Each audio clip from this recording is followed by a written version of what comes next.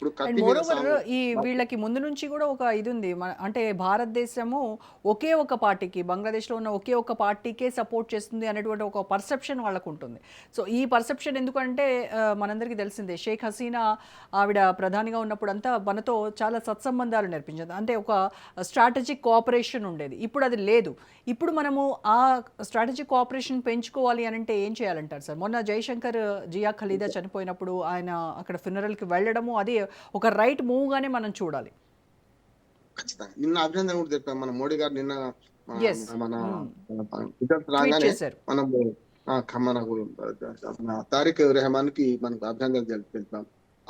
ఇప్పుడు మంచిది అంటున్నాడు. దాంతోని ఇప్పుడు నిర్ణయం చేసుకోవాల్సింది వన్ సైడ్ లవ్ కాదు కదమ్మా. వన్ వే ట్రాఫిక్ అంతకంటే కాదు. కనుక మనం చేయి అందించినాం, స్నేహహస్తం అందించినాం. నువ్వు గెలిచినావు మంచిదే అన్నాం. అంటే హసీనాను మన దేశంలో ఉంచుకొని కూడా మనం ఎలాంటి పేషెన్స్ లేకుండా స్నేహహస్తం అందించినాం. ఆ స్నేహహస్తాన్ని అందుకొని మన వైపు కొంత పాజిటివ్ గా ఉంటాడా, లేకపోతే చైనానే మనకన్నా మంచి మిత్రుడు అని మన దుర్మార్గ పరిపాలనకు పోయి మళ్ళీ గతంలో లాగా ఇప్పుడు ఏదైతే మొన్నటి దాకా తాత్కాలిక ప్రభుత్వం చేసిన పనులు చేస్తారో చూడాలి. ఇంకోటి ఏంటంటే ఒకసారి పెట్టిరేగిన యువత ఇప్పుడు ఈయన కూడా వింటరా అని అంటున్నాను. హ్మ్. ప్రజలు మాత్రం తీర్పిచ్చాం. కానీ ఏమంటున్నానంటే ఎప్పుడు కూడా ఒకసారి అరాచకం ప్రబలిన తర్వాత ఇటువంటి అరాచక శక్తులు ఎప్పుడు ఏం చేస్తారని పొంచి కూర్చుంటాయి.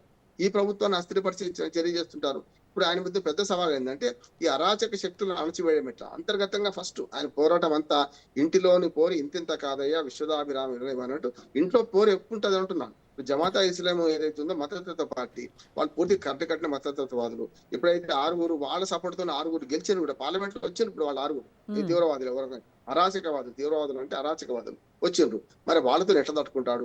పార్లమెంట్ లో మరి వాళ్ళు మద్దతు పొందనంటే ఏం చేయాలి? వాళ్ళు విడదీయడం ఎట్లా? ఇది డిప్లొమాటిక్ గా చాలా కష్టం. ఒకటేమో అంతర్గత పోరాటంలో ఫస్ట్ నెగ్గాలి.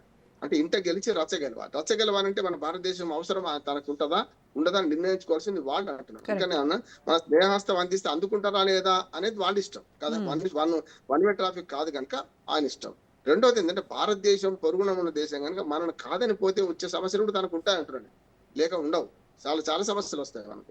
కానీ దాన్ని అధిగమించే క్రమంలో చైనాతో పోతాడా లేకుంటే రెండు దేశాలతో నేనేమంటా చైనాతో కటిఫ్ చేసుకోమని ఎవరికి చెప్పాం.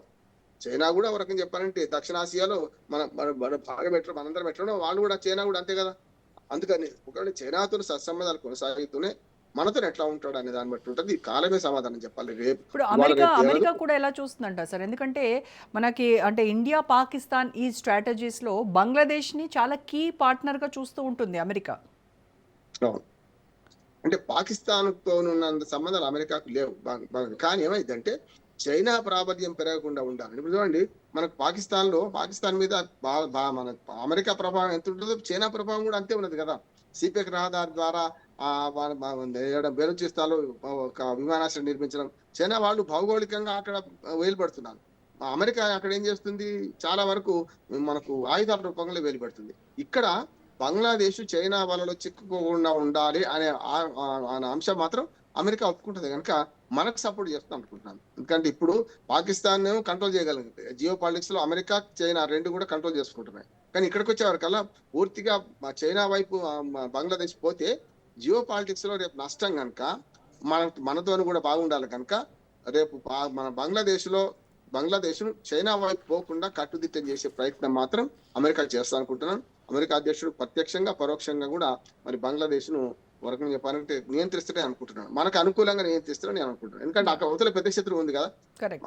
మనం విడిచిపెడితే చైనా వైపు పోతారు వాళ్ళు. చైనా వైపు పోతే అమెరికాకి నష్టం కనుక అంటే శత్రువు మిత్రుడు అన్నట్టు ఇప్పుడు మనకు చైనా శత్రువు మనకు అట్లా అమెరికాకు బంగ్లాదేశ్ శత్రువు కాకుండా చూసుకోవాల్సిన ప్రయత్నం చేస్తున్నాను నేను అనుకుంటున్నాను.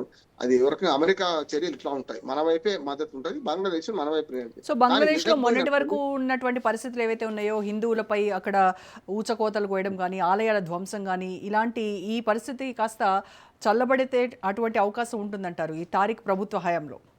అంటే ఒక మాట ఇదే మాటలు అనలే గాని మోడీ గారు అనే మాటలు అనలేదు గాని సబ్కా సాత్ సబ్కా విశ్వాస్ అనే మాటను వాళ్ళ భాషలో చెప్పారు. ఉర్దూలో చెప్పాడు ఆయన. అవును. ఎవరు అందరికీ తారిక్ సురక్షిత బంగ్లాదేశ్ అని ఆ! చెప్పేసి ఆయన మాట్లాడారు. అది ఆర్థికంగానే భద్రత కల్పిస్తాను. సరే హ్మ్. నేనున్న ఈ స్లోగన్ అక్కడ లేదు కానీ ఈ స్లోగన్ తగ్గట్టుగానే ఆ మాటలు ఉన్నాయి గనుక మరి 2 దేశాల అధినేతలు ఎప్పుడు మాట్లాడుకుంటారు? ఎప్పుడు యెస్. Yes sir. అవరోధం అంటే మనకు హసీనాను మన దేశంలో ఉంచుకున్నాం కదా, అది పెద్ద అవరోధం అంటున్నాను. కరెక్ట్ సమస్య కరెక్ట్ ఏంటంటే రెండు దేశాల మధ్య సంబంధాలు బాగుండాలంటే హసీనా మన దేశంలో ఉన్నంతసేపు ఉండకపోవచ్చు అంటున్నాను. దీని ఆసరా చేసుకొని మరి తాను కూడా యూనస్ లాగా